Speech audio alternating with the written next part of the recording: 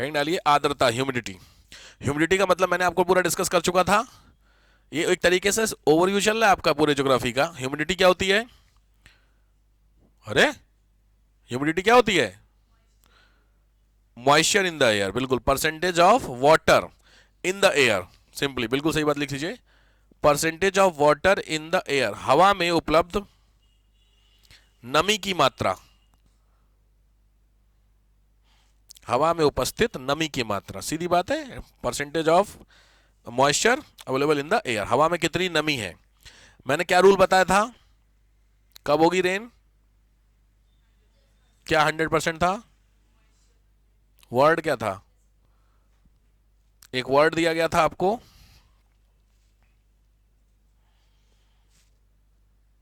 दो तरीके की ह्यूमिडिटी वर्ड दी गई थी। एब्सोल्यूट आप बता दे रहे है, रिलेटिव, रिलेटिव कुछ याद आ रहा? लिखे, टू टाइप ऑफ ह्यूमिडिटी, दो तरीके की आर्द्रता होती है। पहली होती है एब्सोल्यूट, सापेक्ष आर्द्रता, डैश करके सिंपली लिख लीजिए percentage of water, percentage of water है कितनी, बस 10 20 50% होती है वो एब्सोल्यूट कहलाती। दूसरा लिखिए रिलेटिव ह्यूमिडिटी, निरपेक्ष आर्द्रता। क्या रूल था? क्या रूल था? क्या पता था रेनफॉल कब होगी यार, हद हो गई। क्या 100%? तो मतलब क्या हुआ इसका? हाँ ठीक बात, रिलेटिव ह्यूमिडिटी 100% कब होगी, सिचुएशन क्या थी, कुछ बताया गया होगा ना। रिलेटिव ह्यूमिडिटी का मतलब क्या बताया गया था? हद हो गई। अब रिलेटिव ह्यूमिडिटी का कुछ मीनिंग तो बताया गया होगा ना आपको।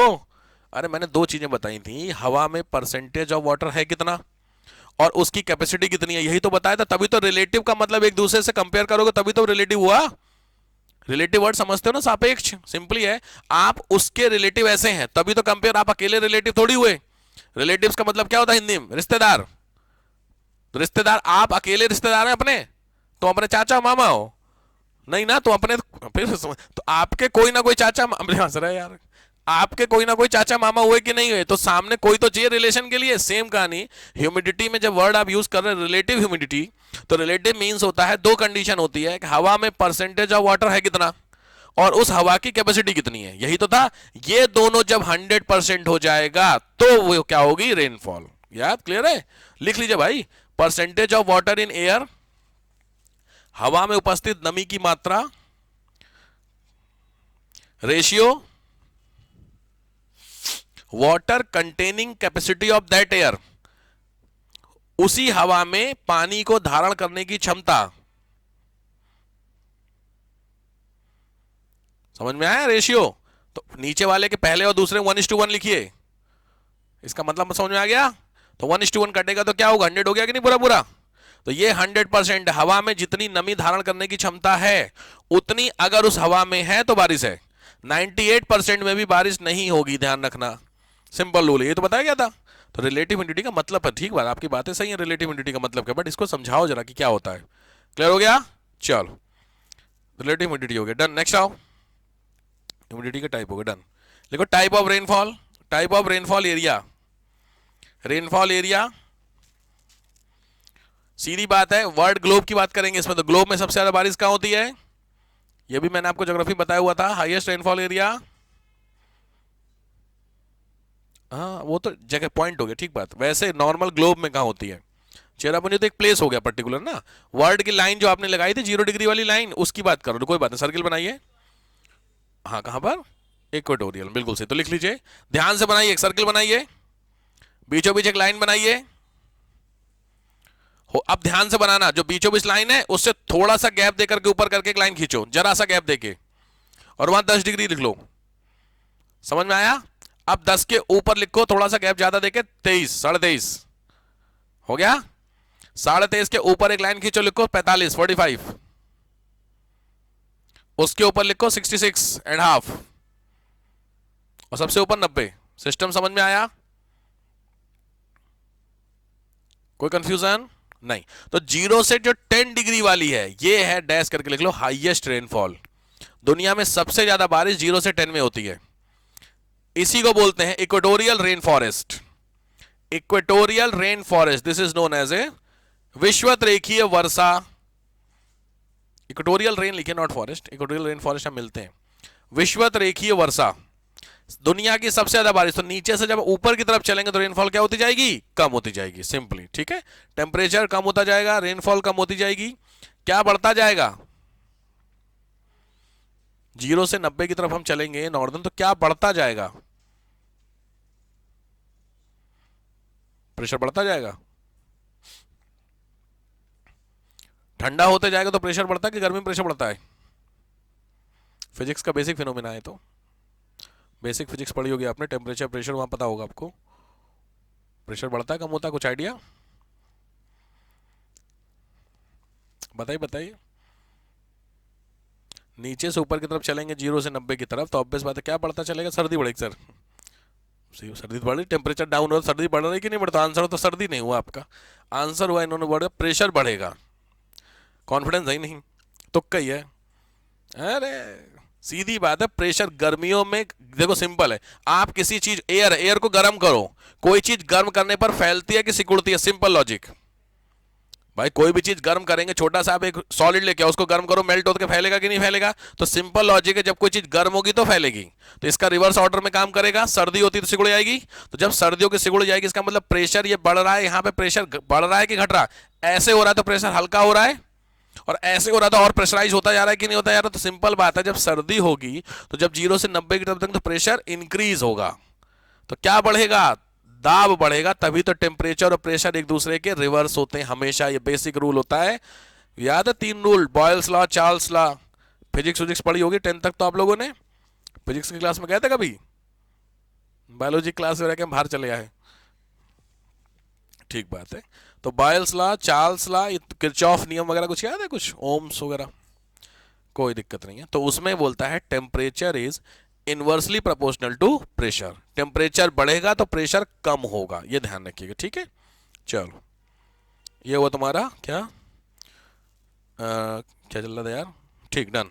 नेक्स्ट आइए, type of atmospheric activity, type of atmospheric activity, हवा में प्रक्रियाओं के प्रकार, हवा में क्या क्या चीजें मिलती हैं, ये भी आपको एक करके बस पॉइंटर है, ये सब डिटेलिंग में पढ़ेंगे, विल डिस्कस इन ज्योग्राफी वाला पोर्शन। पहला होता है रेन, सबको पता है, बारिश की प्रोसेस सबको पता है भाई साहब, ठीक। दूसरा आइए ड्यू, ओस, ओस जानते हैं आप लोग क्या क्यों होती है ओस, अच्छा पहली चीज ओस दिन मतलब गर्मी में होती कि सर्दी में होती, पहला क्वेश्चन, सर्दी में होती है, दिन में होती है रात में होती है, रात में, बिल्कुल दोनों आंसर आपके सही। अब मुझे लॉजिक बताइए, गर्मी में भी होती, बहुत रेयर चांस है, मान लिया आपकी बात, लड़ने वाली बात नहीं है, हाँ मैं समझ गया, बोला गर्मी में होती है, हमारे उधर तो होती, गर्मी में भी होती है, बट उसके लिए कुछ कंडीशंस होनी चाहिए, यहां नहीं होती, इंदिरापुरम में नहीं होती, प्लेन एरिया जहां होंगे, जहां पेड़ पौधों की अधिकता होगी वहां पे गर्मी में हो सकती है, ठीक बात, उसके पीछे भी कहानी वही होगी, जो रीजन आप मुझे बताएंगे, what is the reason behind dew, बताइए मुझे, ओस क्यों पड़ती है, आपके दोनों आंसर सही हैं, सर्दी में होती है रात में होती है, बिल्कुल सही, तो कुछ इसी से रिलेटेड कुछ होगा, आप बताओ कॉमन सेंस, जम जाते हैं, ऑस्मोसिस प्रोसेस होते हैं, और लगाइए दिमाग, लगाइए दिमाग, ड्यू सही, आपने लॉजिक्स ठीक बता दिया कि इन दोनों में हो गया, आपके आंसर सेट होगा, पास कर गए, कोई दिक्कत नहीं, बट लॉजिक क्या इसके पीछे का, सिंपल बात है, जब सर्दियों में रात को हवा चलती है तो एक ऐसा टाइम आता है जिस टाइम के बाद जमीन ठंडी, बात देखो दिन में लाइट आई, बहुत ध्यान से दिमाग को यहीं रख के सोचो, दिन में लाइट आई, वो लाइट जमीन से टकरा करके वापस गई, तो मैंने आपको बताया जितनी लाइट आती है उतनी ऑलमोस्ट वापस होकर के हवा में चली जाती है, जमीन खाली हो जाती है, तो अब समझिए गर्मियों में रात लंबी कब होती है, गर्मियों में कि सर्दी में, नाइट की लेंथ सर्दियों में, तो जब सर्दियों में रात आपकी लंबाई 7 साढ़े 7 पे आप देखते हैं सूरज 7 बजे का 5:30 6 बजे डूब जाता है, देखिए सूरज खत्म, तो आप सोच के देखिए शाम को 5:30 6 बजे का मतलब ये हुआ कि 5:30 6 बजे से सनलाइट आपकी जाने लगती है, इसका मतलब जमीन से जो गर्मी वाली रोशनी थी वो वापस होने लगी, तो शाम को 5 6 बजे से ही जमीन आपकी ठंडी होना शुरू हुई, और ये सुबह 6 साढ़े 6 जब तक सूरज दिखेगा नहीं तब तक होती रहेगी, तो एक ऐसा पॉइंट आएगा जिस पॉइंट पे जमीन ऑप्टिमम हो चुकी है, यानी पूरी तरीके से ठंडी हो चुकी होगी, दिन में 100 कैलोरी सनलाइट आई जमीन पर, और शाम को 5 बजे से ये 100 कैलोरी वापस होना शुरू हुई, तो हो सकता है 7 8 9 10 11 12 बजे तक 100 कैलोरी वापस खत्म, तो जमीन आपकी बिल्कुल ठंडी हो गई कि नहीं। अब रात को 12 बजे से सुबह 5 बजे तक क्या होगा, सोचने वाली बात है। तो सोचने वाली बात होती है कि जमीन के टच में जो हवा चलेगी वो हवा का नेचर कैसा होगा, ठंडा की गर्म? क्योंकि जमीन अगर ठंडी है तो ठंडी चीज के ऊपर से अगर कोई विंड फ्लो करेगी तो इससे टच करेगी तो कैसी होगी, ठंडी होगी। अब अगर इस हवा में मॉइस्चर है, वेपर, वेपर क्या होता है, गैस, लिक्विड या सॉलिड? गैस होती है। अब कॉमन फिजिक्स का होता है हिसाब किताब कि अगर मैं किसी चीज को ठंडा करूं, गैस को, पानी की बात करते, पानी को ठंडा करें तो क्या होगा, पानी को अगर गैस को ठंडा करूंगा तो वो वाटर बनता है, वाटर को ठंडा करें तो आइस बनती है। यही तो हिसाब हुआ। तो सिंपल तरीका है, वो जो विंड आपकी फ्लो कर रही है वो विंड के अंदर क्या है, वेपर है, और उस वेपर पार्टिकल कौन सी लेयर्स के ऊपर कर रही है, जो बहुत ठंडी है। तो जब ठंडी होगी तो ये जो हवा फ्लो करेगी इसके जो पार्टिकल्स होते हैं वो भी ठंडे होंगे, वेपर पार्टिकल। तो वेपर पार्टिकल जब ठंडे होंगे तो किस में कन्वर्ट होंगे, वाटर में। अभी आपने बताया लॉजिक की, बिल्कुल सही बात है। तो वेपर पार्टिकल किस में कन्वर्ट हुए, पानी में। और ये पानी कहीं पे तो जमा होंगे, जमा का मतलब खड़े होंगे। तो जो प्लांट, अब रास्ता ऐसे है, एक प्लांट ऐसे ऊपर की तरफ है, यहां पे विंड हो रही, तो जो ठंडी होगी विंड के पार्टिकल वो इस प्लांट के लीफ के ऊपर जाएंगे कि नहीं। यही जो विंड के ऊपर पानी के जो पार्टिकल्स होते हैं उसी को क्या बोलते हैं, ओस जमा होना। क्लियर हो गया। तो ओस आखिर पत्तियों पर ही आपको क्यों दिखती है, जमीन पे भी ओस देखी आपने। सो मॉर्निंग के समय जब आप सर्दियों में, तो जमीन गीली होती है, देखिए आपने बोला धुलाई कौन करके सुबह सुबह, ऐसा तो नहीं है, बहुत कॉमन। वो कहां से है, वो वही पार्टिकल होते हैं जो घास के ऊपर जमा in the form of due और वाटर के फॉर्मेट में जमा है ऑन द लैंड। अब क्या होगा, दूसरा तरीका, तो ये क्या बोलते हैं, ड्यू। क्लियर हो गया, इसलिए ड्यू आपकी होती है। अब क्या होगा सोचो, मैंने बताया 12 बजे से ठंडा होना शुरू हुआ, तो 12 से 3 तो आपका पानी बन गया भाई, वाटर। अब 3 से 6 क्या होगा, टेम्परेचर तो लगातार डिक्लाइन हो रहा है ना। तो लॉजिक बात है, सबसे पहले वेपर पार्टिकल किस में कन्वर्ट हुआ, वाटर में। 3 बजे तक वाटर हुआ, और 3 बजे के बाद और अगर टेम्परेचर डाउन होगा तो वाटर किस में कन्वर्ट होगा, बस सीधी बात है, फ्रीज होगा कि नहीं होगा, तो किसमें, आइस में। तो वही वाटर जब आइस में होगा, अब सेम कहानी, प्लांट के ऊपर अगर वाटर पड़ा हुआ है तो प्लांट जिंदा है, क्योंकि पानी तो प्लांट यूज करता है, कोई दिक्कत नहीं है। लेकिन अगर प्लांट के ऊपर वही पानी जम गया, भाई वो सेम पानी तो रहेगा, पहले एक प्लांट की लीफ थी उसके ऊपर हवा चली, उस हवा का जो वेपर पार्टिकल था वो पानी बन गया, तो वो ओस हो गया। तुम लोगों ने बोल दिया, ठीक बात है। लेकिन वही ओस क्या है, पानी की बूंद है ना, तो वो पानी की बूंद और ठंडा होने में किस में कन्वर्ट हो गई, बर्फ में, आइस में। तो वो जो आइस अगर उस लीव्स के ऊपर डिपॉजिट हो जाएगी तो आइस ब्लॉक कर देगी कि नहीं उसके स्टोमेटा को, भाई सीधी बात, समझ रहे हो मेरी बात। तो स्टोमेटा जब ब्लॉक हो जाता है, तो स्टोमेटा आपने देखा, याद है मैंने दिखाया था, तो स्टोमेटा अगर ब्लॉक हो जाएगा आपका तो सांस नहीं ले पाएगा प्लांट, और जब सांस नहीं ले जाएगा तो प्लांट क्या हो जाएगा, खत्म। तो ये जो बर्फ पत्तियों के ऊपर जमती है इसी को बोलते हैं फ्रॉस्ट। सुना तुमने, पाला पड़ा, यही होता है पाला। तो ओस हल्का फॉर्म होता है, पाला इसी का फ्रीज्ड फॉर्म होता है। क्लियर हो गया, पक्का। को कंफ्यूजन हो तो लिख लीजिए इस चीज को, पहला लिखिए ड्यू हो गया, ड्यू को लेस कर, नेक्स्ट पॉइंट लिखो क्या, फ्रॉस्ट, FROST, फ्रॉस्ट। फ्रॉस्ट में लिख दो फ्रीज्ड फॉर्म ऑफ, अच्छा कल क्रिसमस है, आज मैसेज स्कूल, कल तो छुट्टी होगी तुम लोगों की, कल तो तुम्हारी छुट्टी होगी, फिर तो सबकी होगी, फिर तो छुट्टी, तो फिर सब लोग सुबह आओ, तो बेसिक बाना इसी बाना कुछ सीख लोगे, कुछ चीजों को लेकर, कुछ तो काम की चीज है ना, जब भी गैप मिले तो यूज कर लो टाइम को लेकर के, ठीक बात है ना। पॉलिटी आपने किसकी हो रखी है, पूरी कंप्लीट, तो ये आपको गाइड करेंगी आर्टिकल बताने में, कौन से आर्टिकल है कहाँ पे, कैरेक्टर ऑफ कॉन्स्टिट्यूशन, हद होगी देखो, नहीं सर बड़ी समस्या है यार। तो जब जब मौका मिले, देखा भी मौका मिले, आ जाइए। देखिए मैंने अपने एकेडमी में बोल रखा है कि जो जो बैचेस रनिंग है आप बैच में आ सकते हो, दिक्कत नहीं है, जब छूटे मौका मिले आ जाओ, कोई दिक्कत नहीं। तो कल आप जब हैं तो आइए, इसी बहाने थोड़ा सा करोगे। एनीवे, ड्यू हो गया, चलो नेक्स्ट आओ, हेल। हेल जानते हो, क्या बोलते हैं हिल्स को यार, ओले ना, ओले, ओला, ओले, हाँ ओले। क्या होते ओले, स्नो और ओला, हेल और स्नो दोनों सेम है, बस डिफरेंस होता है टेम्परेचर का। बहुत ध्यान से, बर्फ आपने कभी फ्रीजर में रखी है जमाने के लिए, और कोल्ड ड्रिंक आप गर्म लेके आए और आपको बर्फ चाहिए, तो आप बार बार जाकर के फ्रिज चेक करते हैं। छोटे हरकतें की होंगी आप लोगों ने, अगर आपने एक ट्रे, अब तो ट्रे अगर आपने फ्रीजर में रखी और जैसे ही आधा घंटा आप जाके चेक कर दो जमी कि नहीं जमी, तो उस समय कुछ हद तक जमी होती है, तो उसको आप टच करते हैं तो आपकी फिंगर अंदर चली जाती है, सबने हरकतें हैं, बट उस स्नो को आप बाहर निकाल सकते हैं ना। लेकिन अगर वही लगातार टेम्परेचर डाउन होता चला जाएगा तो वही आपकी सॉलिड आइस हो जाती है, बस समझ गया सिस्टम क्या होता है। तो सारा खेल यही है, जब ऊपर से रेन चली, खेल तो रेन का ही है, ऊपर यानी बादल से रेन चली, वो रेन नीचे की तरफ चली, अब वहां से जमीन के बीच का जो एरिया है वो एरिया कितना ठंडा है उसके ऊपर डिपेंड करता है। ये दोनों हिसाब समझ में आया। वहां से तो देखो याद रखना, जो क्लाउड होते हैं वहां से तो पानी ही गिरता है, उस पानी चला, अब रास्ते में अगर टेम्परेचर हल्का सा कम हुआ पानी के कंपेयर में, तो पानी किस में कन्वर्ट होगा, सबसे पहले लाइट वाली स्नो में, और लाइट की स्नो में कन्वर्ट होते होते जमीन आ गई, तो इसी को क्या बोलते हैं, स्नोफॉल। अब आए समझ में। तो आपने वो देखी आजकल शिमला उमला का दिखा रहा वीडियो, वो ऐसे बना करके वो फेंक के मार देते हो, बट लॉजिक है अब इस आइस फेंक के मारो, बर्फ इतनी बड़ी जमाओ, कटोरे वटोरे जमाए हो कि नहीं, उसको फेंक के मारो, टूट जाएगा कि नहीं टूटेगा हाथ पैर। लेकिन आप बर्फ को, आइस जो होता है उसकी जगह, अरे कॉमन है, आप जैसे गांव वाँव में तो नहीं है, छोटे शहरों में आपने देखा है हर एक बर्तन में बर्फ जमती है गर्मियों में, भगोना में, पैन में, जो मिल जाता है उसी में जमा, मजबूरी है, लाइट चली जाती है तो चाहिए होता है। तो उस वाले आइस आप समझ कितना सॉलिड होती है, लेकिन जो नॉर्मल स्नो होता है उससे आप खेलते हैं, डिफरेंस समझ में आया। तो जो पानी होता है वाटर, वो पहले ठंडा होता है स्नो में, और लगातार जब ठंडा होता जाएगा तो किस में हो जाएगा, आइस में। क्लियर हो गया। तो जब ऊपर से रेन चली, आधे रास्ते पहुंची और वहां का टेम्परेचर डाउन हुआ तो कन्वर्ट हुआ स्नो में, और स्नो में कन्वर्ट होकर के जैसे और आइस में होता उससे पहले जमीन आ गई। अलग अलग लेंथ की बात कर रहा हूं, अलग अलग हाइट की बात है। तो जैसे ही जमीन आ गई तो वहां पे क्या फॉर्मेट में गिर रही है, उसको बोलते हैं स्नोफॉल। लेकिन अब वो सबसे पहले वहां से पानी चला, फिर कन्वर्ट हुआ स्नो में, लेकिन अभी भी जमीन आने में टाइम है, बहुत ऊपर है वो।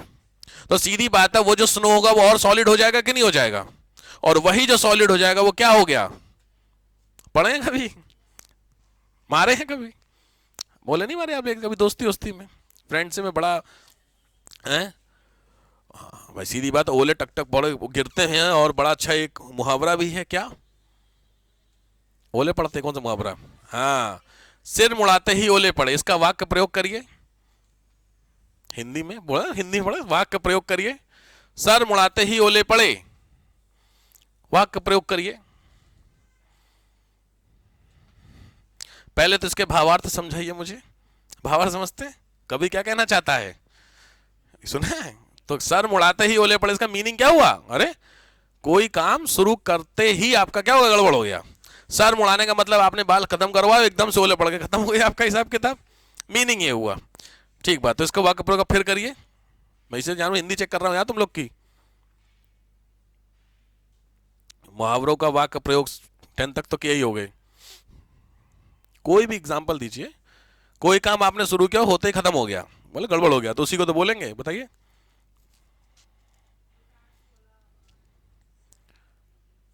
दुकान खोलते सर मुड़ा है तो गई यार, सही बोला, दुकान खोलते ही जीडीए वालों की रेट बढ़ गई, चल जाएगा आपका।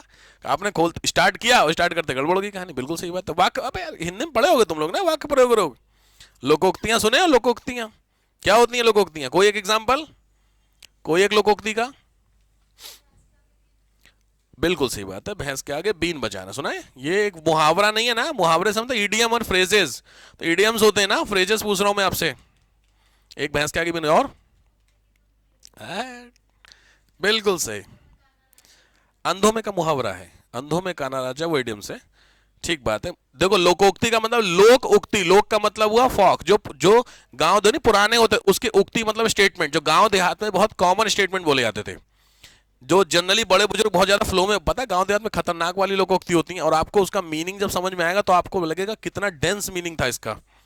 हमें चूंकि समझ में नहीं आता ना, वहां के हमारे भोजपुरी बोलते हैं, अब भोजपुरी में ऐसा वर्ड बोलते थे, हमें शुरू, मेरे को शुरू समझ नहीं आता था छोटे पे, फिर सब लोग जब बताते तो मुझे लगता था कितनी डेप्थ की मीनिंग इन्होंने बताई है, मजाक नहीं, बहुत एक से खतरनाक थे, और बहुत सारे खतरनाक वाले भी होते हैं जिसमें आप बड़ी बेइज्जती हो जाती है, और एक आध समझने वाले भी होते हैं जिसमें आपको लगता है कि नौवा नौवा कै बाल, हमारे बोला जाता है, तो नौवा कहता भाई अगहिया गिरी, इसका मतलब क्या हुआ, नाव समझते, बार्बर, तो बार्बर से एक व्यक्ति बाल कटवा रहा है, वो पूछता है कितने बाल, तो नाव का स्टेटमेंट क्या आता है, कभी आगे ही गिरेंगे, मतलब बाल कट के आगे तो गिरेंगे, गिन लियो, समझे, इसका बहुत खतरनाक है, इसका मतलब होता है कोई भी काम करने के पूछते हैं कि कैसा रहा, तो लोग क्या कहेंगे, वेट कर लो पता चल ही जाएगा, नहीं होता, ये होता है स्टेटमेंट। एक बंदे ने बिजनेस खोला था, उसी को लेके प्रॉफिट हुआ कि लॉस हो, क्या होगा इसमें, तो वहां पे स्टेटमेंट सेट होता है ये, समझ रहे हैं? तो आपके गांव में भी बहुत बोली जाती होंगी, एक स्पेशली वहाँ की लोकल लैंग्वेज में होगी, भले आपको समझ में नहीं आए, ऐसा होती है, हर एक गांव में होती है। पहाड़ों पे तो बहुत मिलती है इनके यहाँ। है कोई याद है तुमको? कोई है? पहाड़ों पे तो बहुत खतरनाक वाली, मेरे को दो तीन है बट बता नहीं सकता, वो खतरनाक वाली होती है पहाड़ों के लिए। खास करके तुम्हारा वो फेस्टिवल होता है ना, हरेला होता है ना, हरेला, उसके लिए होती है। ठीक है, लिख लीजिए। नेक्स्ट आइए। टाइप ऑफ क्लाउड्स छोड़ दीजिए, टाइप ऑफ क्लाउड्स इंपॉर्टेंट नहीं है, टाइप ऑफ क्लाउड्स छोड़ दीजिए। ठीक है, ये तुम्हारे कौन से कंपोनेंट चल रहे थे? पहला कौन सा था? Lithosphere, hydrosphere. अब आइए हाइड्रोस्फीयर, पानी वाला। हाइड्रोस्फीयर जलमंडल। तो जलमंडल का डेटा है, दुनिया में कितना जल है, आपके लायक कितना है, तो उसके लिए इंडेक्स होती है, आईएएस का क्वेश्चन है, ध्यान से लिखिए, इंडेक्स बना लीजिए। Ocean, ocean, atmosphere, river, underground water, glacier. ये आपके टॉप 5 होगा जो कि है ग्लेशियर। और ग्लेशियर से बाद आगे लिख लीजिए, छठी 5 हो गए ना, हाँ 6th पे लिखिएगा फ्रेश वाटर, ताजा जल। परसेंटेज में आ जाइए 97.2, फिर है, उसने आगे पीछे दे दिया यार, एक काम करिए, जहां पे आपने ग्लेशियर लिखा है वहां लिखे 2.1, 2.1 ग्लेशियर में, ठीक है। और फिर थर्ड पे क्या है आपका? एटमॉस्फियर। तो वहां से स्टार्ट करिए 0.01, एटमॉस्फियर 0.0, और फिर आपको एक जीरो बढ़ाते चलना है और यही लिखते चलिए, समझ में आ गया होगा? 0.01, 0.001, 0.0001, ऐसे करके आगे बढ़ते चलो। ये बहुत इंपॉर्टेंट इंडेक्स है। इसका मतलब दुनिया का 97% पानी तो ओशन है, और जो कि क्या है? खारा। तो वो तो आपके काम का वैसे भी नहीं है। हमारे काम का ग्लेशियर का पानी है, तो लॉजिक बात है, हम ग्लेशियर पी सकते हो? ग्लेशियर हमारे काम, ग्लेशियर है भले, लेकिन ग्लेशियर हमारे काम का तो नहीं हुआ ना। तो ग्लेशियर हमारे काम का, तो हमारे काम का केवल केवल क्या है? फ्रेश वाटर, जो कि कितना है आप देख लीजिए साहब। इसीलिए लोग क्या कह रहे हैं, भैया जल बचाइए, पानी बचाओ भैया, जल ही जीवन है।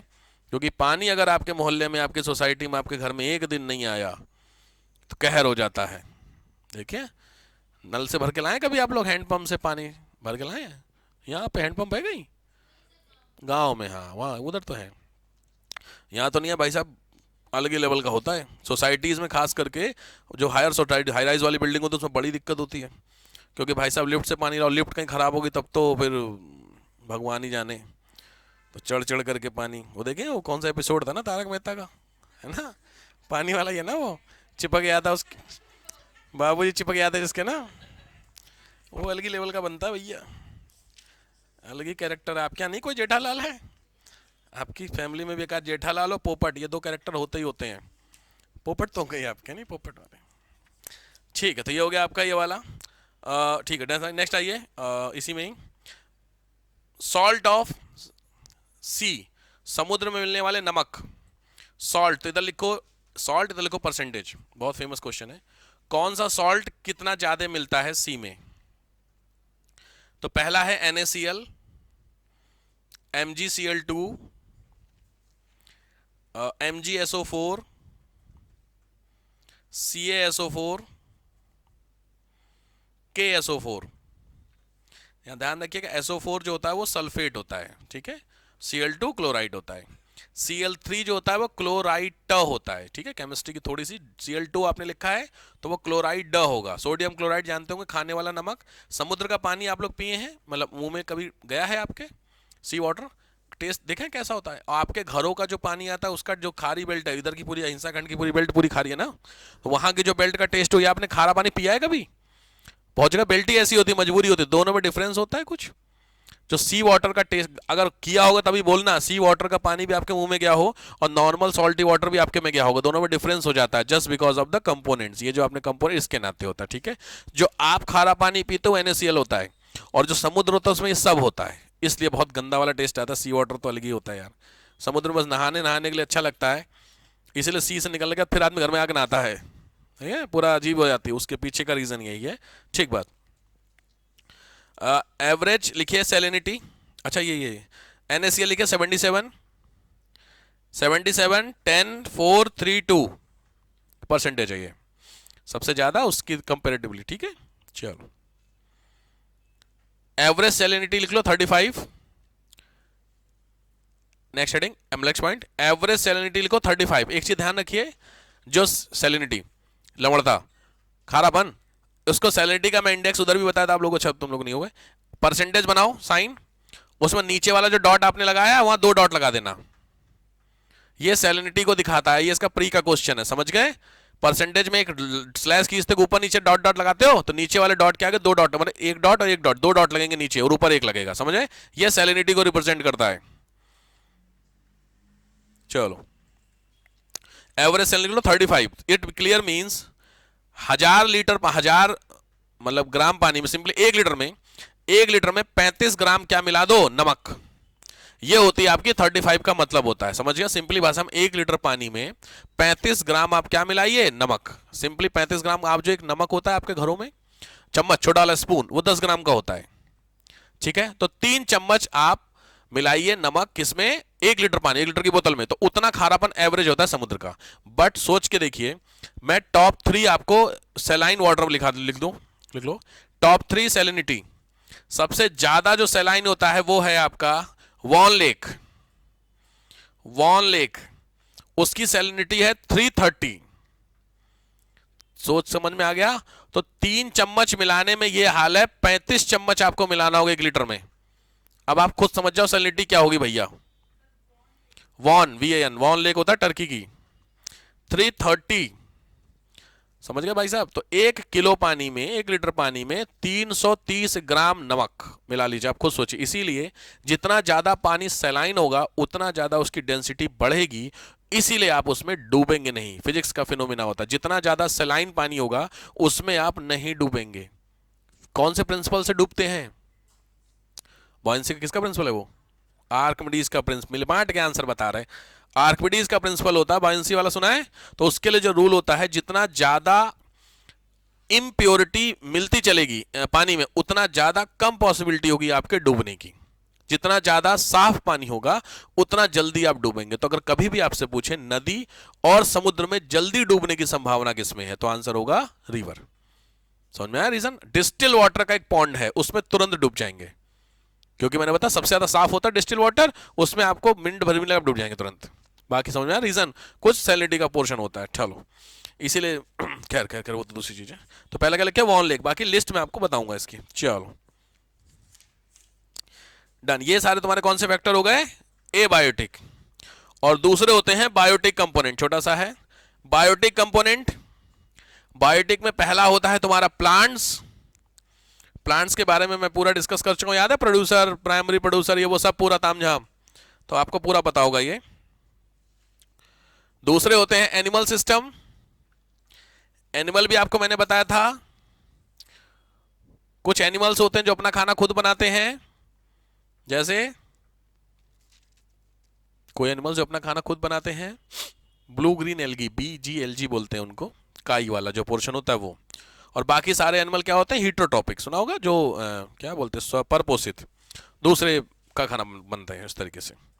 तो पहला हुआ प्लांट, दूसरा animals, and third one is micro organism, सूक्ष्म जीवी।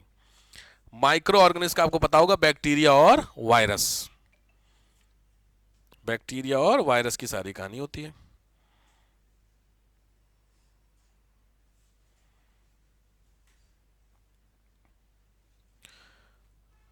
ठीक, डन। यहां पे चैप्टर एंड, कहानी खत्म, छुट्टी। चलिए आज के लिए समाप्त करते हैं।